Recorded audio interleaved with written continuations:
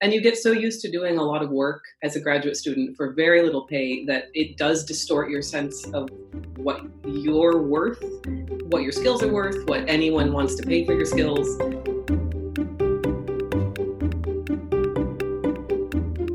Welcome to the Personal Finance for PhD's podcast, a higher education in personal finance. I'm your host, Dr. Emily Roberts. This is Season 7, Episode 1, and today my guest is Dr. Samantha Snively. Samantha transitioned out of graduate school last year and into a non-academic job at her alma mater. Samantha's income tripled and became much more reliable upon taking the job, which brought forth some unexpected emotions. We discuss the mental shifts that Samantha is working through, such as healing her scarcity mindset, as well as processing the difference between lifestyle inflation and lifestyle catch-up. I highly recommend listening to this very insightful conversation. Without further ado, here's my interview with Dr. Samantha Snively. I have joining me on the podcast today, Dr. Samantha Snively. I'm very excited to have her on. She's going to be talking to us about kind of the emotional and financial roller coaster of transitioning out of graduate school and into a professional career. So Samantha, I'm so delighted to have you on. Will you please introduce yourself a little bit further for our listeners? Absolutely. Thank you for having me, Emily. I am delighted to be talking about this topic with you. My name is Samantha Snively. I am currently working as a proposal writer in higher ed development for the University of California, Davis. But just this past June, I received my PhD from UC Davis, a PhD in English literature. And I focused on and wrote a dissertation on experimental culture and scientific knowledge making in 17th century England, particularly focusing on women's writing and women's work in the household. So I finished that and moved pretty quickly into a non-academic job in service of the university, but not on the tenure track. Gotcha. So this is actually really fresh for you. We're recording this interview in January 2020. So this is only in the last 9 months-ish. Can you tell us a little bit more details about the timing of your transition out of graduate school and those sorts of other logistical details? Absolutely. So I realized in my second to last year in graduate school that I didn't want to make a tenure track run. More importantly, that I did want to work in a job where I could advocate for the importance of research and the importance of universities and higher ed and the importance of the humanities. So I started looking for jobs in November 2018 because I wasn't in a position financially to not have a job after graduation. So I wanted to start that search early. Started my search in November with the goal of having a job by June 2019, graduation time. And just very briefly, I think I had my first phone interview for a job in late December, my first in person in early January, and then in the job I'm working in now, that moved pretty quickly. I applied back in November, had no sense of what was happening. I had thought they'd forgotten about me. And then I got a surprise phone screen in late January from the person who's currently my boss.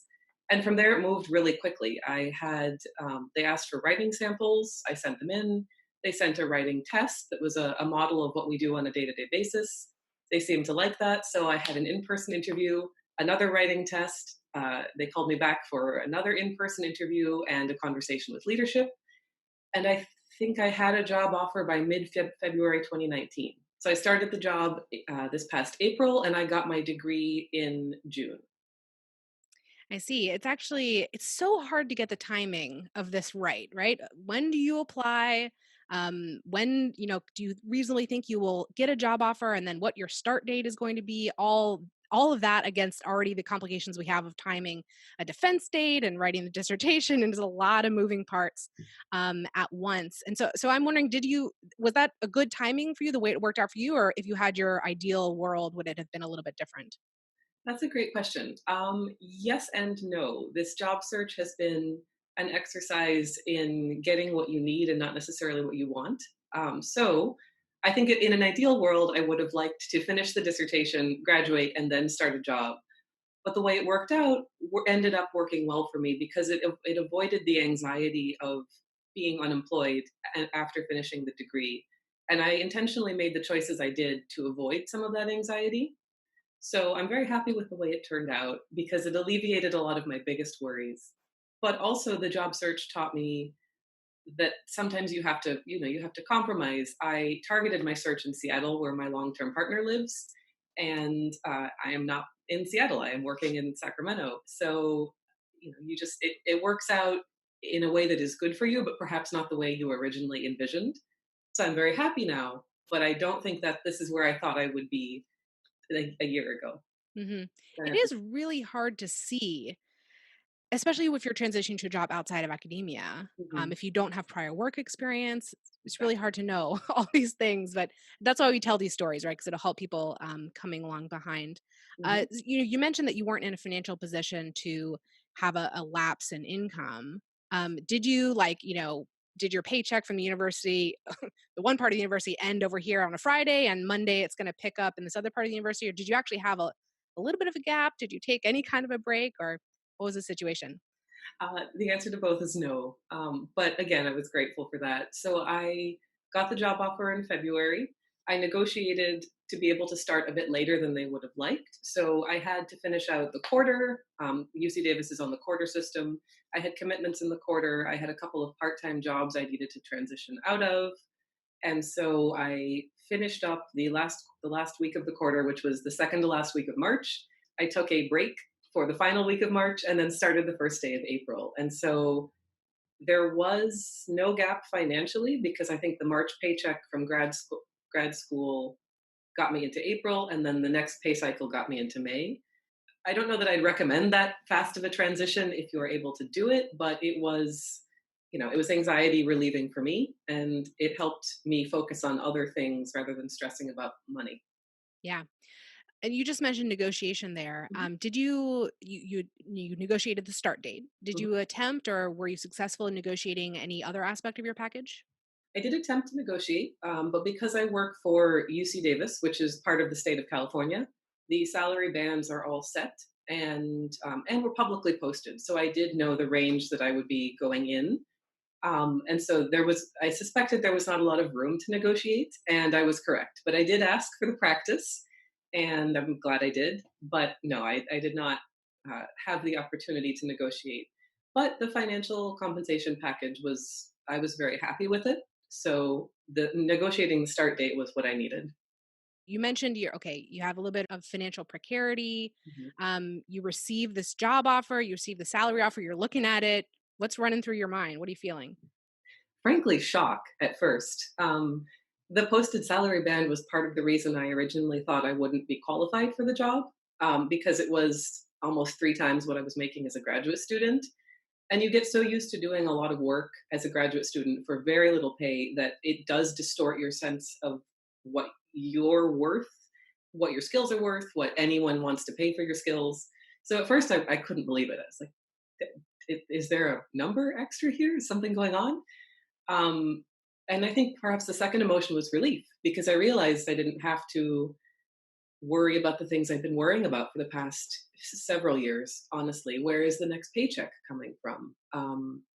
Will I be able to ever take a vacation? Will I ever be able to live in the same city as my partner? Will I ever be able to save for further than 6 months down the road?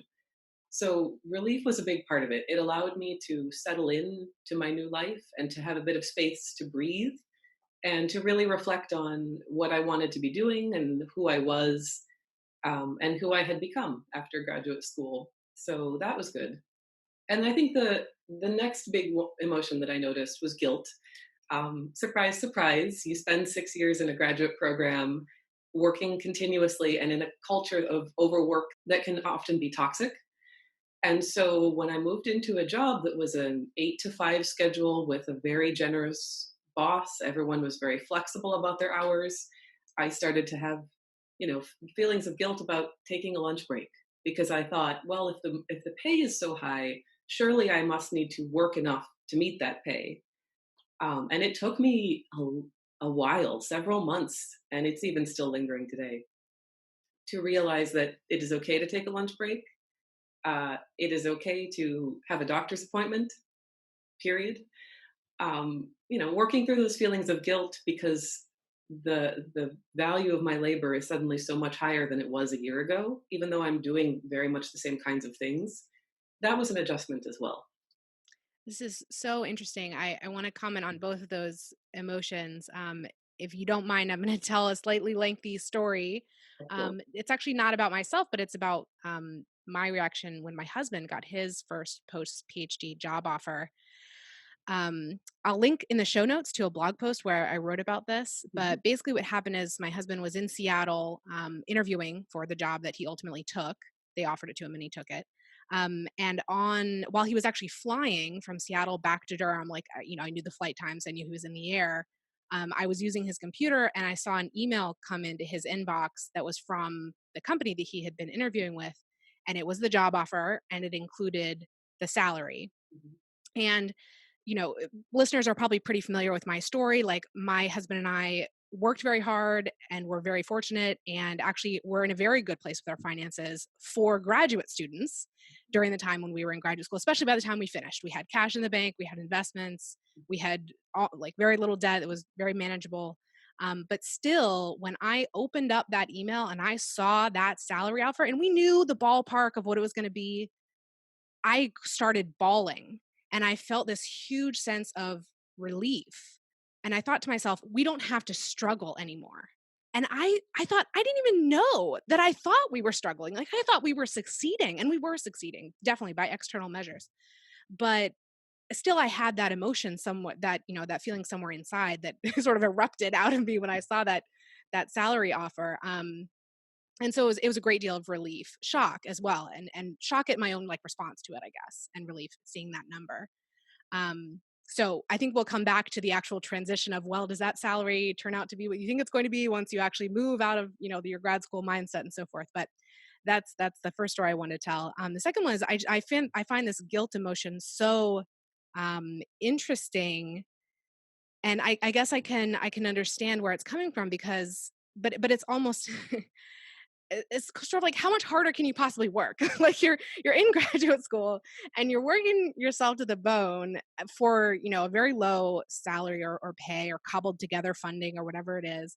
And then I can see you going into this job and making about three times as much and thinking, I just can't work 3 times harder, and, like, you can't work 3 times harder, but, oh my gosh, I'm not even expected to work 3 times harder. It's actually okay to have all this flexibility, and I can leave my work at work and go home. We haven't said that you actually do that, but, that's the case for some people. What a roller coaster ride, and what a shift, right, at that point. So, do you wanna elaborate on that any further? absolutely. You are describing spot on things. I think it was certainly an adjustment, and it was the realization moving into something in a work environment that was more normal and that allowed me to leave my work at work and to be able to have weekends, to be able to spend time with friends and family and settle into it, made me realize how toxic and draining, and I use toxic mindfully, that culture can be, that expects incessant production from people who are also have families and have the right to rest and to care for their bodies, who are doing intense intellectual work, which is it is not physical labor, and so it is a certain kind of privilege to do intellectual work, but also to keep it up all the time is draining, and it is only increasing in academia, the pressure to do more and for less, especially for people from marginalized groups, or minoritized groups. A lot of that labor is put onto them by a structure that just exists to extract as much value with as little pay possible. And so it did help me realize how erroneous my own thinking had gotten, because I'd internalized a lot of academia's self-valuation. As I started to transition out, I started to withdraw from that feeling a little bit. It got to a point where I heard a colleague gleefully tell us that she had worked from 10 p.m. to 2 a.m. last night, as if it was something to be proud of. And that's when I realized I don't want this. Something is terribly wrong if we have gotten here. And it's not the only field in which this happens, right? There are other work cultures where this sort of overwork is valorized. But yeah, it was simultaneously realizing that I didn't want it, I didn't choose it, and yet it was in my mind still. It still affected the choices I made and the way I thought about my own work. But it was honestly very healing to take a non-academic job. It allowed me, as I said earlier, to, you know, rethink what I'd been taught by the academy and from my familial background, and it allowed me to think about what my values actually were. Yeah, I can definitely see how that increase in pay and also the more work that has better boundaries around it and more reasonable expectations can you finally have a chance to breathe, take some space for yourself, take some time for reflection.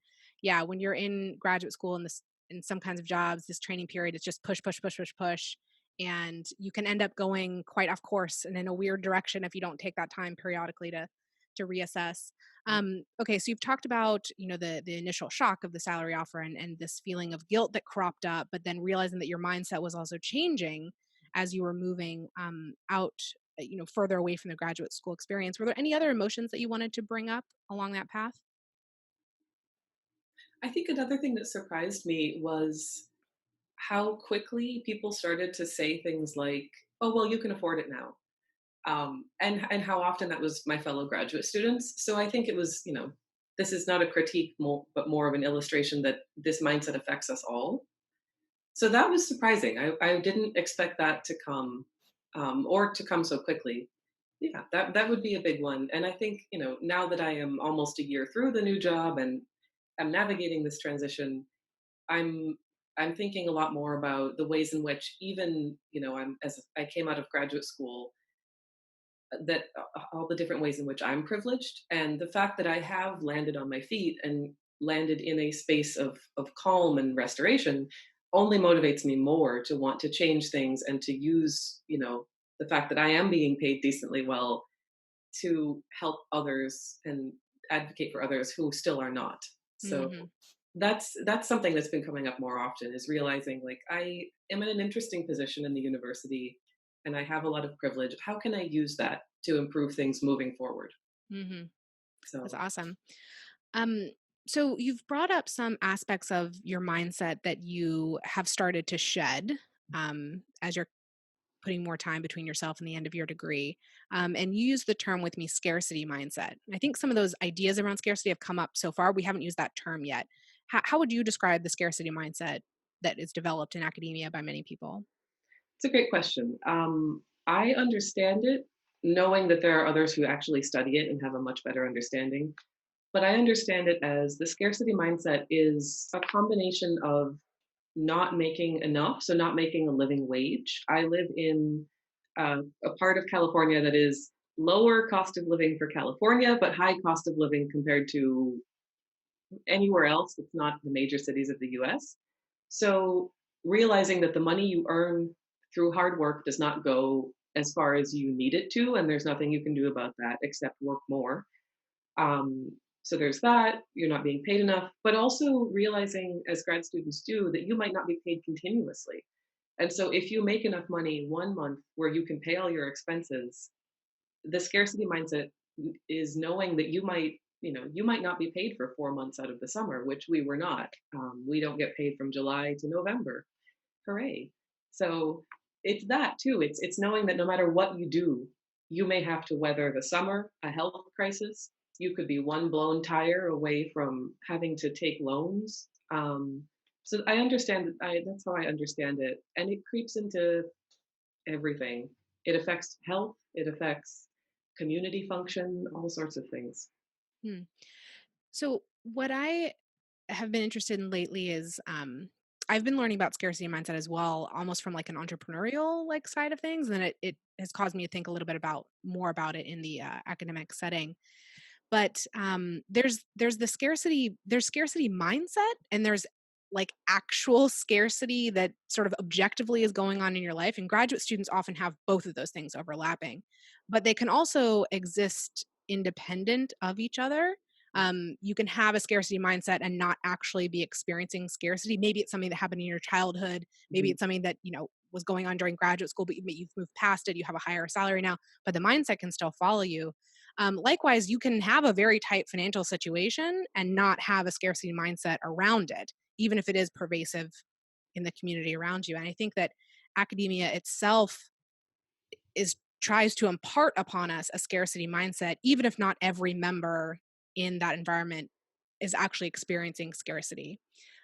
So I'm wondering for you, like as you have, your income has gone up, even though, okay, you're still living in a high cost of living area. I'm sure there are still financial challenges associated with it, but have you been able to move past or sort of work to heal the scarcity mindset that you developed during your time in academia? I'm starting to, and I that's a wonderful way of expressing it. That it can be both from the way you were raised and an environment that cultivates it, sometimes artificially. If we think about how grants work, grants and the publisher Paris culture is the artificial scarcity mindset. From my own experience, I definitely felt it coming up when I transitioned to a non-academic job, and in surprising ways. The first place I noticed it was with my own health. I suddenly had the means and the health insurance to be able to get new glasses, for example, and deal with a couple of health things that my parents could not afford to treat as a child, and I couldn't afford to treat in graduate school. And even though I knew on paper I had the funds, I still felt like it was indulgent, which is ridiculous. Not that I thought it, but the fact that taking care of your health could be ridiculous ever. But it popped up there. It pops up even still, and as I'm working through this, that it pops up now in the difference between cost and value. So, what something costs versus how much you will get out of it. And for me, the big test was my car. I could not afford a car in graduate school, and so I needed to buy a car for this new job and for the next phase of my life. And I found myself, I had saved in grad school, and like you and your partner, had done okay asterisk for graduate students. So I had some savings that I had earmarked for a car, but I found myself as I researched thinking like, well, why don't I just save as much money on this car as possible, buy the cheapest thing I can find, and only through the advice of some friends realize that yes, it might be upfront cheaper, but what about increased maintenance costs? If I could buy a junker, and for many people that's what you can do, and so you do what you can. And but I was on the verge of making a decision where I spent as little as possible, but would incur greater costs down the road. And so, thankfully, through some wiser people in my life, I ended up spending, all of my budget, but got, a 10-year-old car with 44,000 miles on it. And so it has saved me in gas, in insurance, in maintenance costs. And that's not something that was intuitive to me coming out of grad school. I was looking for the lowest bottom line and not thinking about the future. And that is, I think, also part of the scarcity mindset is not having the means to be able to plan for the future. If you cannot afford to save, you cannot, make long-term financial decisions. It's as simple as buying what you need in the moment versus buying bulk. And many people are not able to do that. So it shows up there. It shows up with health, and it showed up when I took my first vacation. Again, something I'd saved up for. I split costs with my best friends. Had a wonderful time. It was the first vacation I'd ever been able to take, and it was wonderful. But when I got back, found out someone had stolen my catalytic converter out of my car, and that is a $2,600 repair. So one of my tips to your listeners will be, if at all possible, get comprehensive car insurance. Again, something I didn't do because I thought it was a way to cut costs, and it was at the time, and then not. But when that happened, I didn't think, what a terrible thing. If someone has committed a crime, I thought, how stupid of me. I shouldn't have gone on vacation. This was a terrible decision. I never should have taken time to, take pleasure and enjoy time with friends. And that's messed up too. So I'm trying to remind myself, that that's what savings are for. That's what insurance is for. That's what the fact that the next paycheck is coming is for, is, you save money precisely to weather things, not that something you weather is a moral stain against you. And if you have to spend money you've saved, you have somehow messed up. It does me no good if I hoard it. So that's been a little bit healing, is remembering that, you know, I am saving, I am managing my money. I have people who will help me either through advice or through, the loan of a car at first, or a tip about a cheaper flight or something like that. And people who are gentle about money. And also to remember that at least for now, there will be another paycheck. And that's something that it's still not intuitive to know that I won't have to be saving for when June hits. So it's a slow process. And it's been kind of an expensive lesson to learn. So if that answers your question. Yeah, it definitely does. Your comments are reminding me of a distinction that we tend to draw in the personal finance community between frugal and cheap. And cheap is, it sounds a bit, pejorative, but when you're in that scarcity mindset and the actual scarcity in your life, you don't have any other choice, right? There's no choice to be frugal. There's only the choice to be cheap, unfortunately. And it actually does. This is a big complaint kind of around frugality, actually, is that it does take a little bit of upfront capital to be frugal sometimes with certain like frugal tips or strategies that you might use. Like you just mentioned, buying in bulk. That's one where it takes some upfront capital to, be able to spend more over the longer term. But when you're stuck in this very short term cycle, you can't even make those little mini investments in your future of a frugal tip or something like that. So it's a position that people are forced into. Mhm. If you can not do it in some way, you will eventually sort of snowball. You can eventually sort of snowball frugal tips together and overall be spending less money, but like you have to get it started somehow, and that's really a difficult thing to overcome. Thank you so much for sharing those anecdotes. Emily here for a brief interlude. I'd bet you and your peers are hungry for financial information right now, especially if it's tailored for your unique PhD experience. I offer seminars, webinars, and workshops on personal finance for early career PhDs that can be billed as professional development or personal wellness programming. My events cover a wide range of personal finance topics, or take a deep dive into the financial topics that matter most to PhDs, like taxes, investing, career transitions, and frugality. If you're interested in having me speak to your group or recommending me to a potential host, you can find more information and ways to contact me at pfforphds.com/speaking. We can absolutely find a way to get this great content to you and your peers, even while social distancing. Now back to our interview. Something I've been learning about, and actually I've had a couple other interviews that have been published, one with Lucy Bland, one with Courtney Beatty, kind of around how to change your financial attitudes. And something that I have again been learning more from the entrepreneurial community is the use of affirmations is what they're called. Which the first dozen times I heard about affirmations, I was like, "Whoa, that is weird! Like, I don't want to get into this." But really, what it is it's just self talk. Like, it's just kind of if you notice yourself saying, like you just mentioned a few things you said to yourself, "Oh, I don't deserve to have a rest or pleasure." When you notice yourself saying something like that, just having something there to say to yourself to counter it. Oh, no, I do deserve periodic rest. I work very hard and I earn enough money that I can invest in my future. Like whatever it is for you that needs to be there in that self talk can be really useful in starting to combat this mindset. I'm wondering, do you use that strategy or has been something else that you've been using to work through this mindset? I mean, I will always plug the value of therapy, not necessarily as a specific answer to your question, but more as, the chance to have someone else to talk to and to reflect on the ways in which you've been trained to think and to have someone else say, you don't have to do this all the time.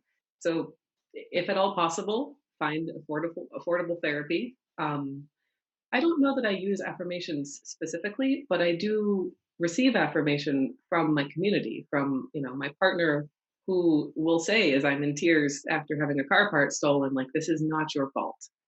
Or people who say it's okay to have these questions about how do I manage my finances? What is the best form of insurance?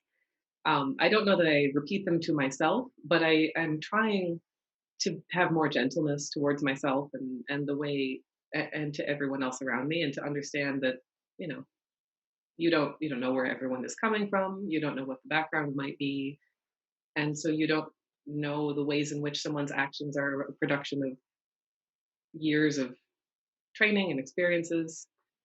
I'm very much still learning, so I think that's probably the answer. I haven't figured out everything that works, still seeking advice. A lot of it is experiential, and realizing, okay, if I do this, what happens? If I try this, what will happen? Will I be okay if I have to weather a large expense. And then experience does teach you, you will be okay. No one will shun you. Your worth does not diminish as a human being because you take a weekend off. These sorts of things. A lot of it is just learning by doing. Yeah, I'm really glad that you mentioned the supportive people you have around you to try to help you counter that the residual scarcity mindset. But you mentioned earlier that you've also heard from people, oh, you can afford it. And so something that I try to talk about when I have the opportunity is combating lifestyle inflation or lifestyle creep. Mhm. When we come out of PhD or out of a postdoc, and you finally have that 3 times higher salary or whatever it is, you maybe yourself or maybe people around you start to say, "I can afford this now," and that's potentially true. But maybe there are some other reasons, other financial goals you might want to work on. So, what's been your experience with lifestyle creep with this job transition? Great question. Absolutely, I have felt it. I mean, no one is buying diamonds and furs here, but certainly the realization that I could buy the nice olive oil and also get work pants when I needed them was was new to me. And so there is I certainly experienced a certain amount of pushing the boundaries of my budget, not necessarily intentionally, but suddenly just realizing I can afford this. I can, afford these modest things. For me, I think the danger is that the modest things add up. And so I have to, be mindful and ask myself if I need it and also pace out my consumption. I think the other thing that happened was there were a lot of high ticket purchases all at once. So I moved, I had to purchase a car, I did a lot of health things, and that very much, I suppose you could think of that as lifestyle creep. You could also think of it as catch up. So a lot of, health catch up, moving to a space where you feel safe and comfortable, moving out of a town that is rapidly outpricing all of its student inhabitants was one of the things that I decided to do. So definitely there was some lifestyle expansion. I also, for my own, to be gentle to myself, I have to think about what is the startup cost of a new life versus, going to the grocery store and buying the, the fancy stuff that you don't need or luxury goods. So thinking about what was important, what I needed, I needed to fix certain things about my health. I probably could have gotten away without a car, but it would have made life incredibly difficult and sometimes unsafe. So thinking about needs versus wants and realizing that it is okay to have expensive needs if you can meet them. That's also an obligation to make sure that other people can meet their needs, but that it's still important to temper your wants. So for just because I can afford it doesn't necessarily mean I need it in my life. And so I'm trying to, acknowledge the fact that I'm building a new life and catching up from years of not being able to take care of certain things, but also keeping an eye on the expansiveness of my wants and trying to make sure that I'm not spending to create a feeling.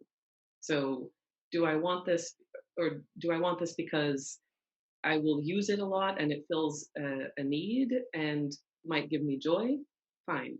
Am I using this to create a feeling of joy? That's a different question for me. So, that's those are sort of the things I've discovered so far for combating it. Um, prioritizing financial goals, as you say. Um, a lot of the grad school skills that I learned have helped so far. Shopping secondhand, being a coupon pro, um, repurposing or reusing, um, reflecting on how you spend your money. That has all been useful. But I think in this new phase, I'm also allowing myself to experience joy. And the more I do that, the more I realize actually you don't need necessarily to spend money to experience joy. If I have the freedom from financial anxiety, I am finding that I am finding joy in things that don't require me to outlay money. So that was unexpected. So insightful. Thank you so much for that. Listeners, I want you to go back a couple minutes and listen to that whole section again because I think it was just amazing. And there were actually multiple things I wanted to pull out, but I think the most important A couple most important ones were, one, I love this distinction between lifestyle creep or lifestyle inflation, but then also lifestyle catch up, because sort of the whole idea behind lifestyle creep and it being a negative thing is that it's mindless. Like, oh, I got a raise. That means money's going to disappear. I'm just going to spend it on whatever. And it's not very intentional. And this can happen when you are living an okay lifestyle to begin with, that you're comfortable with. But what you're talking about is when you have been living for an extended period of time well below what is to you a reasonable lifestyle, like many graduates do, many graduate students are during training. And once you have the means to step out of that, it's not unintentional at all. You need to increase your spending in certain areas, because you've been artificially deflating it like prior to that point. So that's perfectly fine. No one will fault you for that. Um, Another kind of point I'd like to make, and you talked around this a little bit, I think, is that one of the real dangers with lifestyle inflation, especially something where, like, okay, you've 3x your income, some large jump like that, is getting yourself into big long-term commitments like housing and transportation. Maybe there's some others in there, that you didn't really realize that you were biting off so much because you were so giddy from seeing that high salary. And those are the really dangerous ones, right? So that's the part to be really careful, is that these fixed expenses, when you inflate those really rapidly or without a whole lot of planning. But to do what you were saying and just have like some startup costs, okay, they're sort of one-off things. Even if you have a few of them at once, as long as your budget can absorb them, like that's not going to hurt you in the long term. It's really those fixed expenses, especially the contracts that you're in, that you need to be careful about. Something you said about, real suddenly the mindless spending got me thinking. It is scary how quickly it happens too. And I think this has been an instructive for me, realizing how it is possible to be, the stories you hear about someone making $300,000 a year and saying that they don't have any disposable income.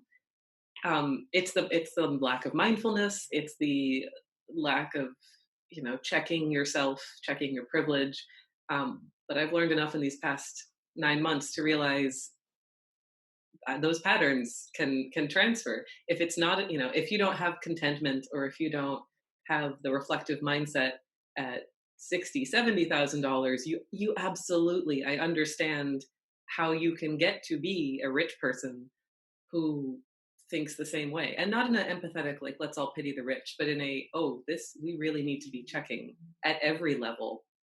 Yeah, it's And part of human nature rather yeah, than like exactly. necessarily a character flaw. It's just kind of present in all of us. It's something we all have to combat a little bit.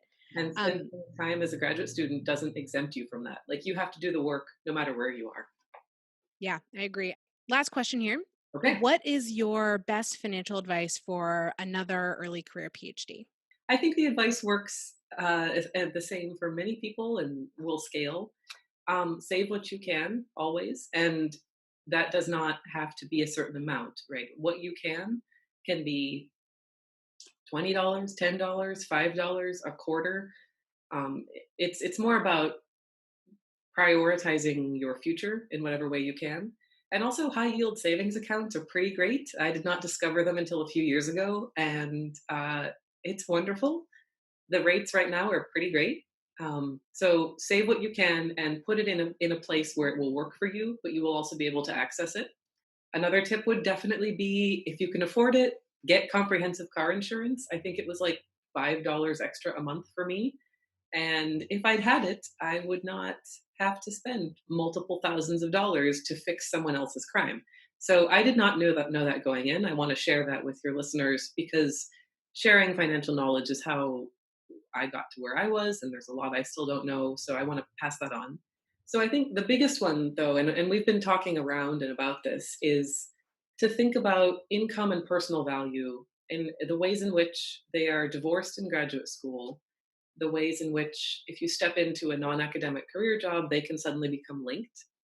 And so I think my biggest piece of advice would be to make time to ground yourself and to think about what you value and what your values are, so that even, no matter what income bracket you're in, especially if you jump tax brackets, um, that you are always in touch with what matters to you, the non-monetary things that are of value, your worth as a human being, your rights as a human being. All of these things are not tied to the income you make, and that it's okay to return to that. You know, you can remind yourself of this.